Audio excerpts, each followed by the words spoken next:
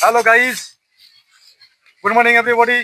শুভ সকালে শুভ মুহূর্তে আপনাদের সামনে ফিরে এসেছি আবার একটি নতুন ভিডিও নিয়ে। তো আমি চলে এসেছি এক আখ খেতে চলে এসেছি। দেখতে পাচ্ছেন এই যে আখ আপনাদের সামনে দেখাচ্ছি। দেখুন, এই দেখুন আখ ক্ষেত, খুব সুন্দর আখ, প্রচুর পরিমাণে আখ হয়েছে, আখের সাইজে হয়ে গেছে। তো আপনারা দেখতে পাচ্ছেন। তো আমি আখ চাষি ভাইয়ের খাতে চলে এসেছি এবং আপনি একটু উঠে আসুন। এবং আখ চাষি ভাইকে পেয়ে গেছি কাছে। তো ওনাকে আমি কিছু জিজ্ঞাসা করব ওনার চাষবাস সম্বন্ধে, উনি কতটুকু এই জমি এবং কত টাকা খরচা করেছেন এই আখ চাষে এবং কত টাকা বিক্রি করবেন সে আশা নিয়ে বসে আছেন। সেই ডিটেলস আপনাদের সামনে শেয়ার করব। তো আপনারা দেখতে থাকুন আমাদের এই ইউটিউব চ্যানেল @RateOfPerson2015। তো চাষি ভাই, আপনার নামটা একটু বলবেন? আমার নাম বাবুল সরকার। বাবুল সরকার।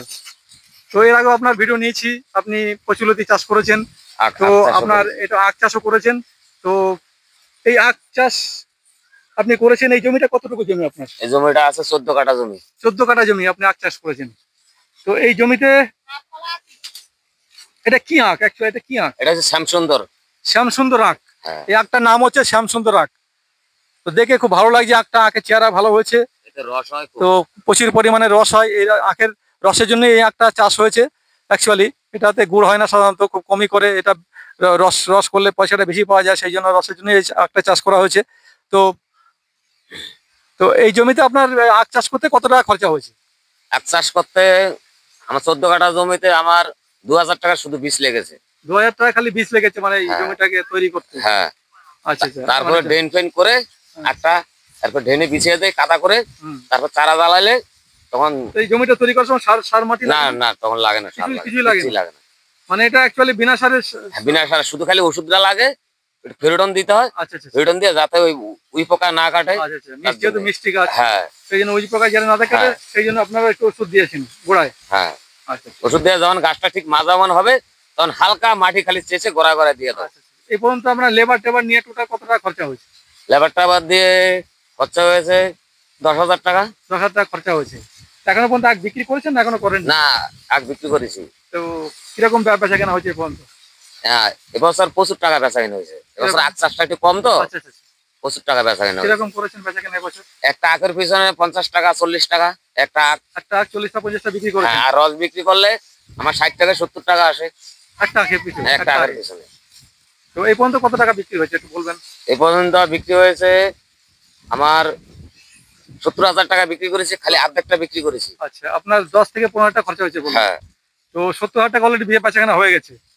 এটা অ্যাকচুয়ালি ক বছরের ফসল? এটা 1 বছরের ফসল। 1 বছরে তৈরি হয়ে যায়? 1 বছরের মধ্যে আপনি কেটে বিক্রি করে দেন? হ্যাঁ, আবার গোড়ার থেকে জ্বালিয়ে যাচ্ছে। আবার গোড়ার থেকে নতুন নতুন আখ? হ্যাঁ, আবার সারপা, আবার তখন একটু শ্বাস খরচাটা লাগে। আচ্ছা আচ্ছা। বছরের চাষ তো। আচ্ছা আচ্ছা। তার জন্য সারপাত দিয়ে আবার তৈরি করতে হয়। তো আখও একটা অর্থকরী ফসল, যা বুঝলাম চাষির মুখে, চাষি ভাইয়ের মুখে শুনলাম। এটাও একটি আখ চাষ একটি অর্থকরী ফসল। তো আখ চাষ করে উনি লাভবান হয়েছেন এখনো পর্যন্ত। তো আগামী দিনে এই আখ যা আছে খেতে, টোটাল আখ যদি আপনি বিক্রি করতে পারেন তো কত টাকা বেচা কেনা হতে পারে? আমার 14 কাঠা জমির ভিতরে আমি 70,000 টাকা বিক্রি হয়েছে। এখনো আমার নাই নাই করে 80,000 টাকার মতো বিক্রি আছে।